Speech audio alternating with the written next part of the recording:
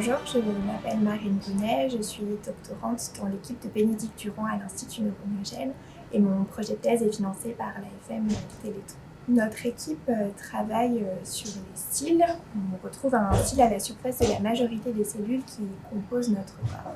Ce sont des antennes qui sont capables de capter les signaux environnants et de les transmettre aux cellules. Et ainsi jouent un rôle primordial dans la prolifération des cellules souches des neurones et des cellules musculaires.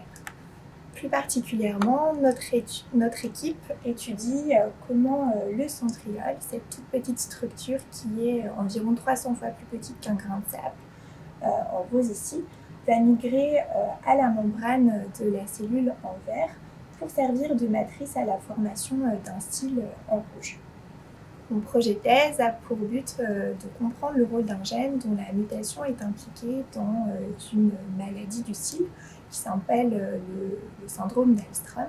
C'est une pathologie qui se déclare chez le jeune enfant et qui est à l'origine de déficits neurosensoriels, de troubles métaboliques et de cardiomyopathie chez la majorité des patients.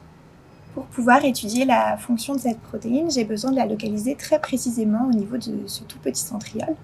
Pour cela, j'utilise une technique qui s'appelle la microscopie à expansion et qui consiste à inclure des cellules dans un gel qui est composé de la même substance que l'on retrouve dans les couches pour bébés et qui est capable de gonfler au contact de l'eau. Cette technique nous permet de grossir d'un facteur 4 les cellules et tout ce qu'il y a à l'intérieur, dont les centrioles. Ce qui facilite grandement l'étude de ma protéine d'intérêt et de tous ses partenaires. Voici le type d'image que l'on obtient. Ici, vous avez une paire de centrioles préparées avec une préparation classique et observée avec un microscope classique également. Et ici, vous avez une paire de centrioles préparées en expansion, observée avec un microscope dit à super résolution.